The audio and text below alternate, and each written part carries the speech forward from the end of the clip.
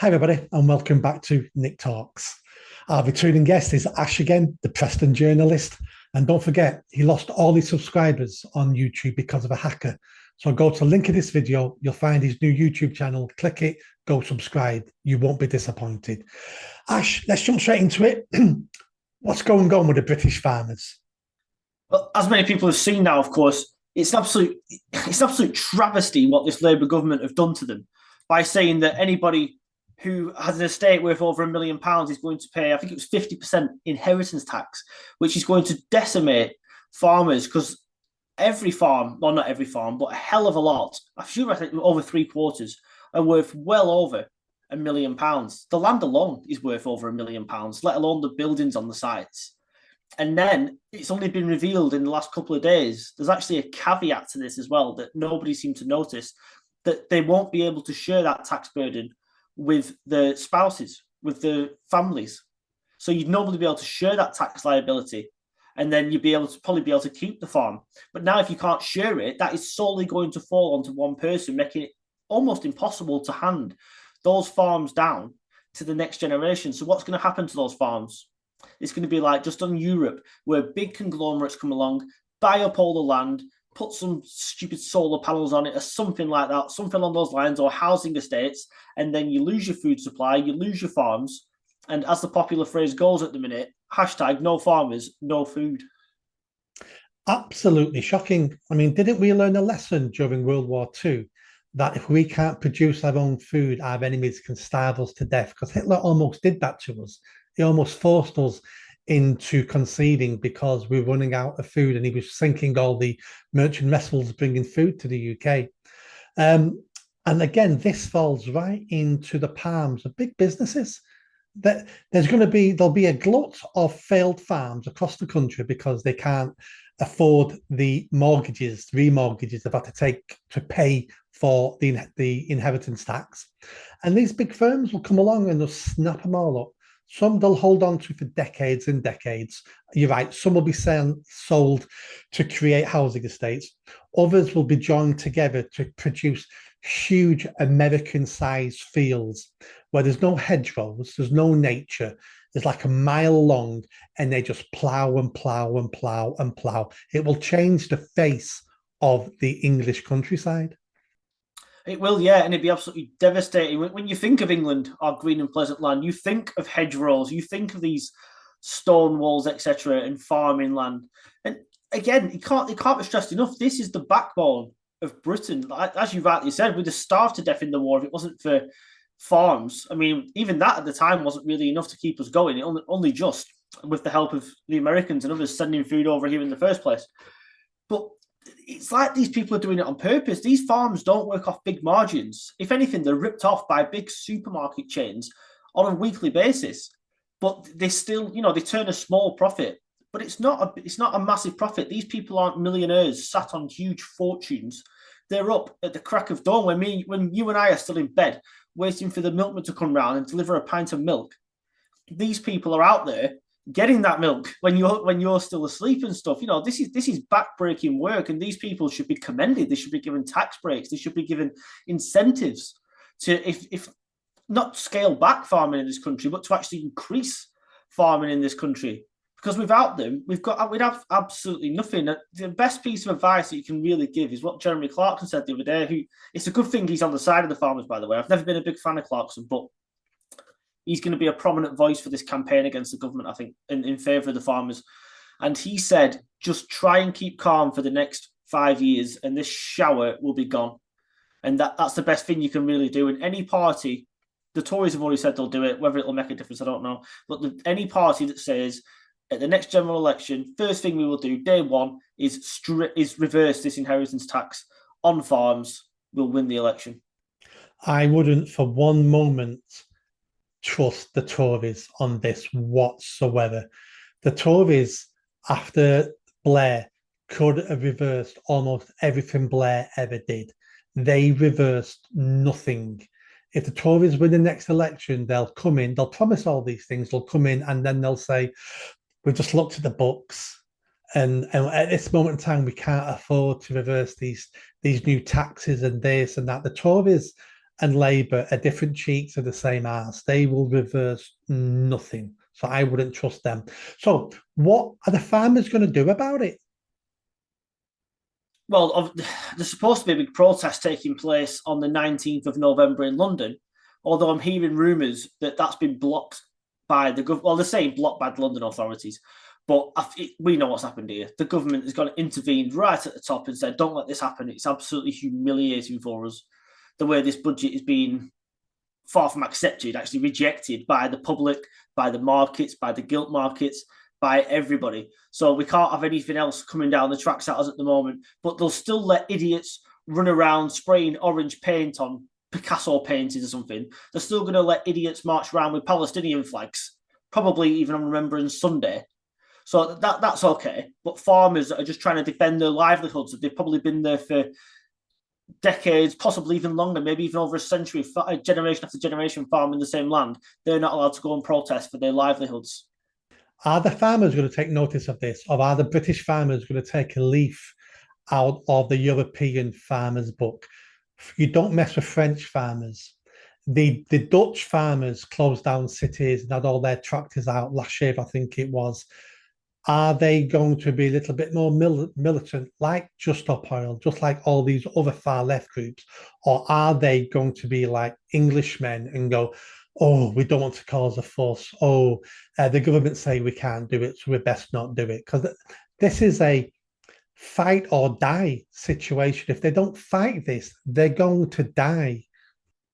I think and I hope that farmers do go to London regardless. Turn up with the tractors, spray the houses of commons with manure, spray number 10 Downing Street manure if you like. I really don't. I think they should turn up to London in the big numbers, keep it peaceful, fine. But turn up in large numbers. Make sure that you've got some prominent people there as well. Like Clarkson said he was going to attend. Reform UK have said they're going to attend. Although that's probably a bit more bandwagon jumping, I think. But if people like that can attend in large numbers and shut London down, that is a massive message to the government. And they cannot be allowed to get away with this tax on farmers. It's absolutely ridiculous. And this is another what policy am I thinking of here? This is another winter fuel allowance moment. This that me and you said a few weeks ago, if they had their time again, they would never have cut that winter fuel allowance because for the sake of a pitiful 1.4 billion quid, it wasn't worth the hassle that it's caused. And now this is going to be exactly the same again. And I don't think she's bright enough when she thought of this to actually understand the full implications financially for people that are on these farms and how many farms would be affected and how much tax they'd have to pay, etc. Because I don't think she's clever enough. She pretends to be an economist, but she was never anything of the sort, as we found out since. And this is another moment where they think, oh God, we shouldn't have done this, but now it's too late. We're too stubborn. We're not going to roll back on it. So we're just going to stick to it and try and ride it out. I don't think this has really got anything to do with how intelligent Rachel Reeves is. I think this is ideological. I think they look at farmers and go, you're like the landed gentry of the 19th century. You own land.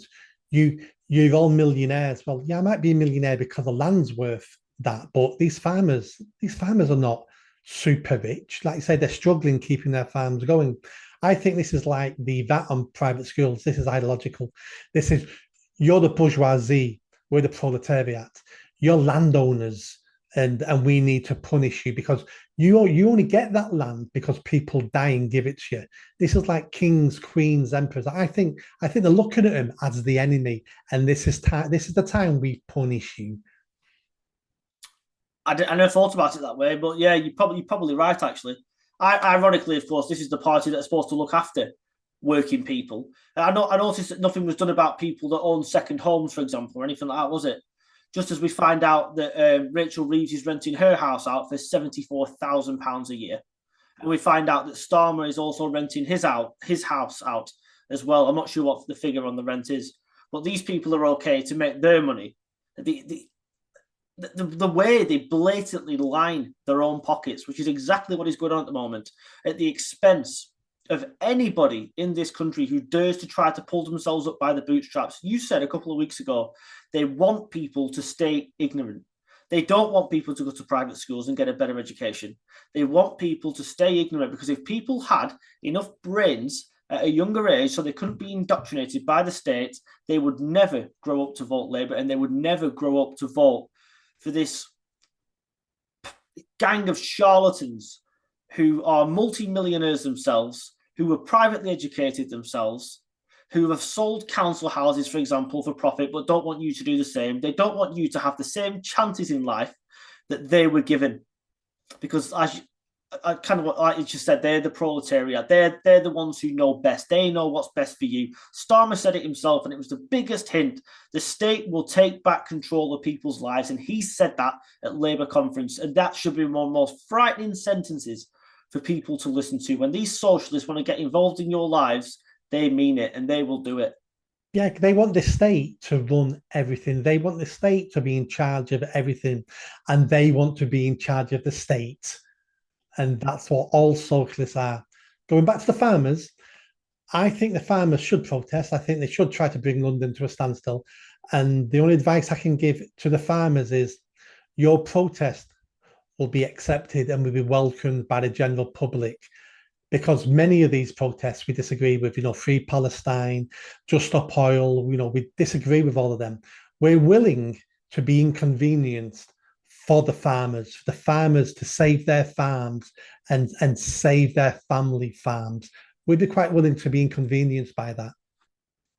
Definitely. And ignore people like you. I'm sure YouGov is just a government tool anyway. But look, if you look at some of the other pollsters, if a protest goes ahead, you look at the support. Support for like the NHS strikes and stuff dropped off pretty quickly because people were just sick to death of them. But if you look at the support for a farmers' strike, it will be massive. Look what happened in Holland, like you mentioned before. Those farmers went on strike. They not only got massive support, they formed their own political party, and they're now actually a force in Dutch politics. I think there's something like the second or third biggest party now in Holland. That's how much people care about this. And most people have got enough respect for farmers. They know full well that when you go to a supermarket shelf, if those farms aren't there, that fruit and veg, for the most part, isn't going to be there. And a lot of the food on those shelves are not going to be there without the farmers. And why any government, I try not to swear, it infuriates me how anybody who claims to be intelligent inside government can sit there with a straight face and say we're going to cut off the food supply to the UK. Is just, it's gobsmacking. I get lost for words on it. I don't think this is an issue for them, the food supply side of things, because we've lived in peace since the Second World War. These politicians who are not the best of the best, they're not the brightest people in the country, they're second tier. They think, oh, peace will always be peace. So it doesn't matter if we import all our fruit and veg from Spain. It doesn't matter if we have to import all our lamb from New Zealand. It doesn't matter because they're cheaper over there. So we're doing the people a service by getting rid of our expensive farmers, who are only expensive because of legislation and bureaucracy we keep putting on them. That's why they're more expensive. But they can't see what may come down the path. War is always coming down the path. And if we outsource all our food production, then we're in a very dangerous place. They have outsourced it, haven't they? They have outsourced food production. As you just rightly said, how much stuff do we import? I've even seen butter that comes in from New Zealand and stuff like that. Welsh lamb is some of the best lamb you can possibly buy. And yet we ship it in from New Zealand and stuff like that. We can do all this ourselves. And this obsession, this globalist obsession with having to be part of the global community and all that crap. That's what all this boils down to for me. It's just like, oh, well, we must have our friends and partners across Europe and across the world, and we'll just do everything like all our industry in this country, outsourced. The economy is basically outsourced. You've even got a government that's talking about further devolution. They're outsourcing their own jobs. I mean, if it comes to that, then you might as well outsource everything and just forget about Westminster altogether, forget about Britain altogether. It's just this multicultural failed society that it really winds me up because it doesn't work, and it hasn't worked since these people like Blair, you could even say Major as well, tried to bring it in and have brought it in despite the wishes of the people. And that's why you see a rise of people like Reform UK in that, I think. Yeah, most of the politicians in Parliament would be quite happy going back to the EU and letting the EU run the UK again. And that was the problem with the EU, is it attracted weak politicians into this country because they knew they didn't have to do anything, didn't have to make any difficult decisions, they didn't have to plan for the future, because all we do is implement what a foreign power tells us to implement. And it's going to take another decade until we get better politicians in the House of Commons. Yeah, these people have forgot how to make decisions. No wonder they all voted to stay in the EU, because since we left it, all it's done is prove how much the EU actually did. I'm not saying it's good. I voted for Brexit myself, but it just goes to show how many decisions were taken in Brussels and how many were actually taken in Westminster. These people couldn't make a decision to save their lives ever since we left the EU. Not that things were great and we were in it, but these politicians have proved how crap they are at implementing policy, implementing things that are better for this country to grow the economy, etc. If anything, all they've done is, and it was said many times, is tried to treat Brexit as some sort of damage limitation exercise. And that's the problem. They didn't see it as an opportunity like people like Farage saw it.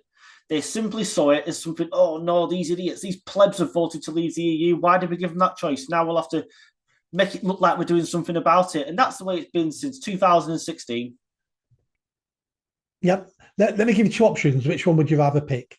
We can employ you on 92 grand a year and you don't have to make any decisions, just smile at the press.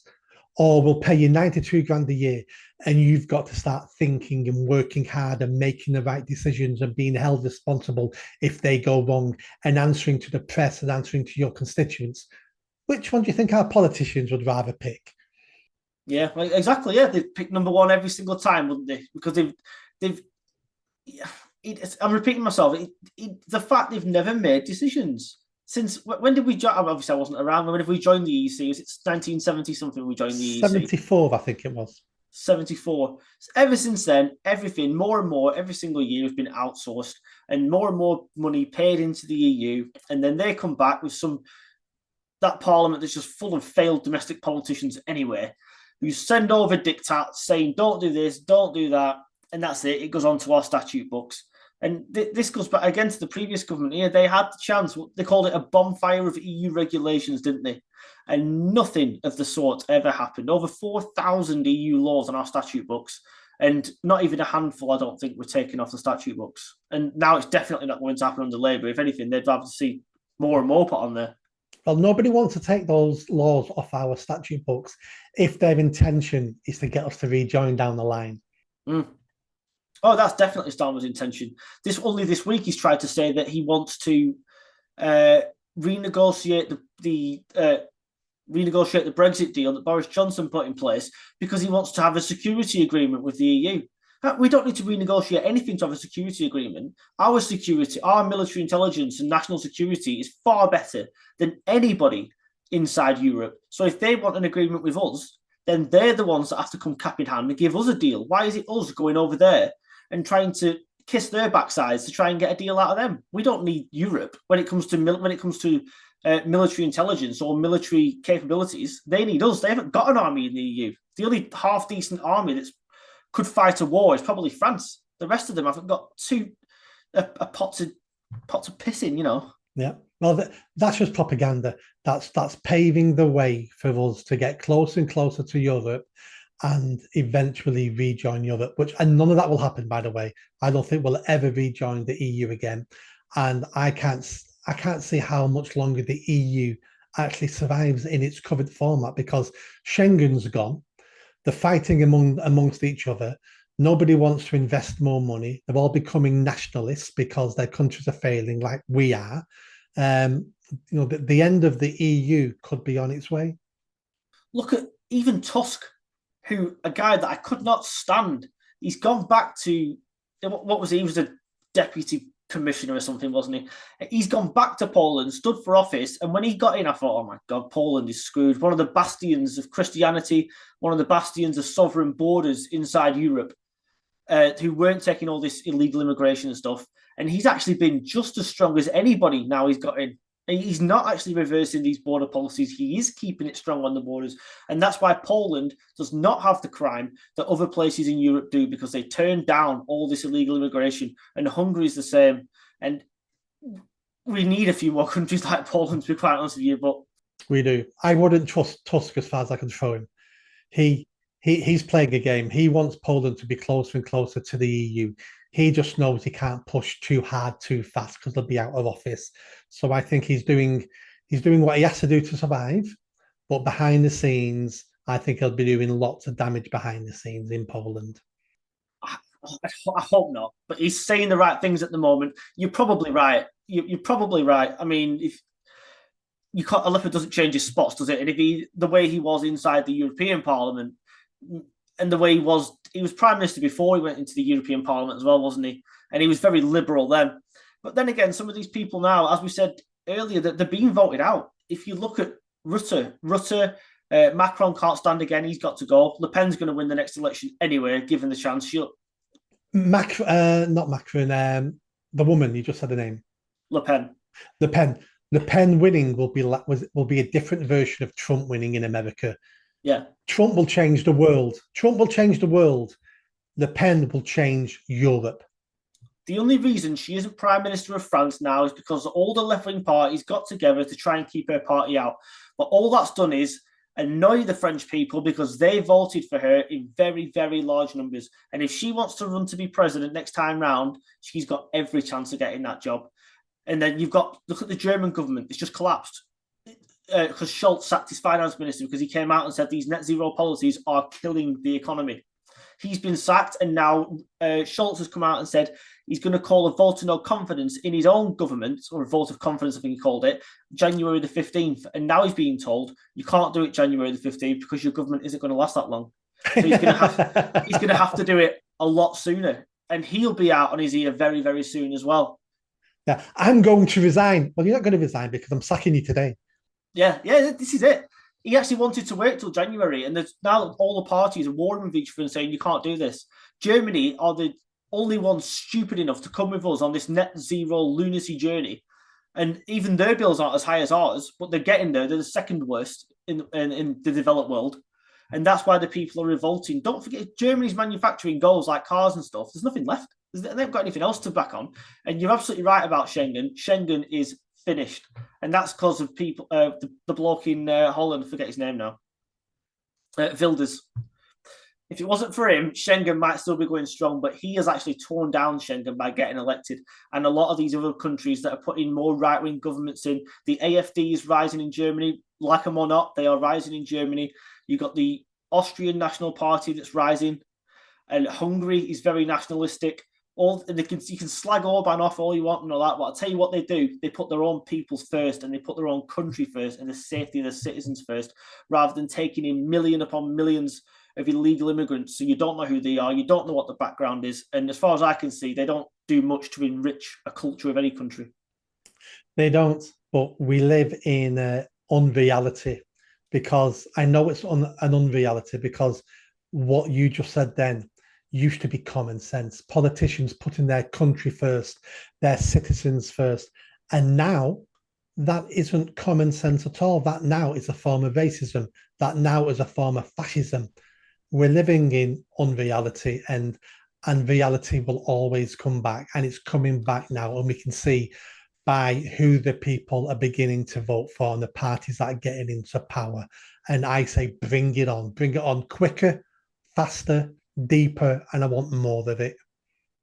What a shame, though, that this country was daft enough to go the other way.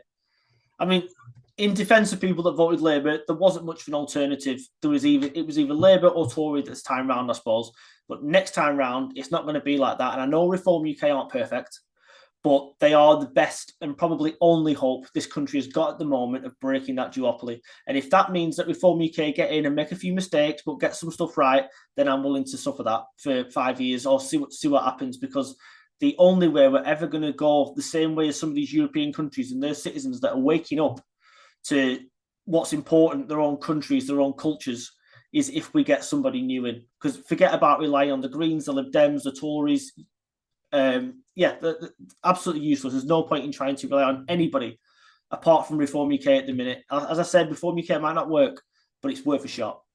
I agree. Reform, even if Reform don't take us all the way to the promised land, they're going to take us part of the way. And if we get down the road and we don't like their policies or they change, get off the bus and get another bus. There'll be another bus waiting from another party. So we need to use Reform UK now to start the journey. Doesn't mean they're going to take us all the way, but start the journey now with Reform. Yeah, they're only going to get one crack at this, so they've got to get through the next few years without making any gaffes. They've got to do well in the local council elections next year in May. 18 months, you've got the Welsh Senate elections, and in 2026, you've got the Holyrood elections in Scotland. They've got to do well in all of these places. And given that they're polling at 21% at the minute in Wales, they're polling, God, I can't remember, it's 18 or something like that inside Scotland, and they're polling about 2021 inside England. They're pushing at an open door as long as they don't do anything stupid. Yeah. And if we've got the top of Reform UK watching this, because I believe Nigel Farage are always watching your channel and my channel. So if you are watching, reach out to me because you need a conversation with me and I'd be quite happy discussing me getting behind Reform UK. Ash, thank you very much for coming back on the show. And let's catch up the next week or two and let's see exactly what's improved, what hasn't improved, and let's hope we can talk about how the farmers went to London, closed it down, and Starmer now is terrified and looks like he could be losing his premiership. Let's hope we talk about that next time. Fingers crossed. Cheers, pal. Cheers, Nick. Thank you. Bye.